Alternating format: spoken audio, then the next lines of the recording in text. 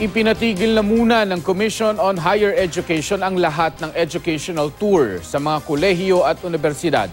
Kasunod ito ng disgrasya ng isang tourist bus sa Tanay Rizal kung saan 15 ang namatay. Sinuspindi naman ng Land Transportation Franchising and Regulatory Board ang operasyon ng operator ng nadisgrasyang bus. Makibalita tayo kay Trisha Zafra. Matapos mabalitaan ang malagim na disgrasyang sinapit ng mga estudyanteng kasama sa field trip sa Tanay Rizal, napasugod sa paaralan kagabi ang mga magulang ng ilang estudyante ng Bestlink College of the Philippines sa Quezon City. Galit na galit ang mga magulang dahil hindi pa nakakabalik ang kanilang mga anak. Po bang official na advice sa inyo? Kasi automatic dapat alam nyo po yun. Kawawa kayo, kayong humaharap sa Alas 9 pa po nangyari. Dapat nung nangyari na yan, dapat automatic may nag-rescue na. Pero bakit hanggang yun, wala pa yung anak namin? Umiiyak ni anak ko kanina pa eh. Ninenervyos na rin ako. Hindi ko alam kung ano nangyayari sa anak ko doon. Pinapasok sa paaralan ang mga magulang at kinausap ng isang admin faculty. Humingi po ako ng tawad sa mga pagkukulang at kakulangan po namin. Yung convoy po nila nandun na rin. For security reasons po, nandun din po sila. Yung mga bata po sinisecure din po. At nandito rin po kami yung behalf ng ibang admin at pati mga officers po namin ng HICE ng college. Opo. Makalipas ang 16 na oras mula nang mangyari ang disgrasya, nagsimulang magdatingan ang mga estudyante. Ang mga estudyante, tulala pa at bakas ang pagod sa mukha. Ayon sa pamunuan ng paaralan, hinold ang mga estudyante sa campsite habang inaasikaso ang mga nadisgrasya. Nilinaw din nilang voluntary ang pagsama sa training at hindi sa pilitan. We have a letter to the parent. Kung gusto nila sumama or not, it's up to them. So walang naging forced na nangyari.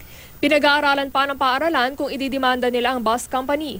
Haranha Tours daw kasi ang kausap nila at hindi ang Panda Coach Tours, ang bus na nadisgrasya kahapon. Maganda ang service ng Harana, so wala kami problema sa kanila. We do not know kung ano yung naging arrangement ng Panda and the Harana.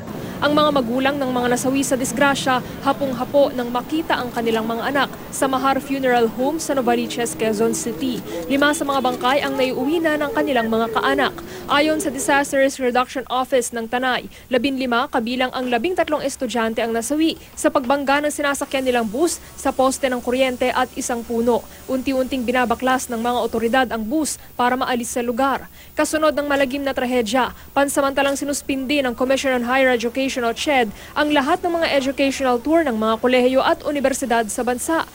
Ayon sa CHED, makakatulong ito para maripaso ang kasalukuyang memorandum circular kaugnay ng educational tours at field trips kung kinakailangan. Nagpadala na ng notice ang CHED NCR sa Bestlink para magsumite ng incident report. Giit pa ng CHED, may kaugnayan dapat sa kurikulum ang mga biyahe ng mga estudyante. Sinuspindi naman ng LTFRB ang operator ng nadisgrasyang bus ng Panda Coach Bus na subcontracted ng Haranha Bus Company. Mag-case conference kami para sa kung maaring pwedeng i-file na kaso kung mayroon man.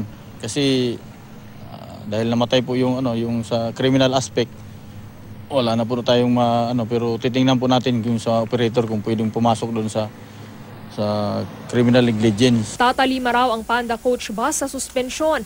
Pero sa ngayon, prioridad nila ang pag-aasikaso sa mga biktima ng disgrasya. Para sa Philippine Global Road Safety Partnership, malaki ang responsibilidad ng may-ari ng bus. Para maiwasan ang disgrasya, dapat may sapat na warning sa mga tsuper kapag delikado ang dadaanan nilang kalsada. Warningan yung mga driver about the danger na meron doon sa lugar na yun. That's why they have to drive carefully. Tata rin ang road signs yun. Trisha Zafra, GMA News.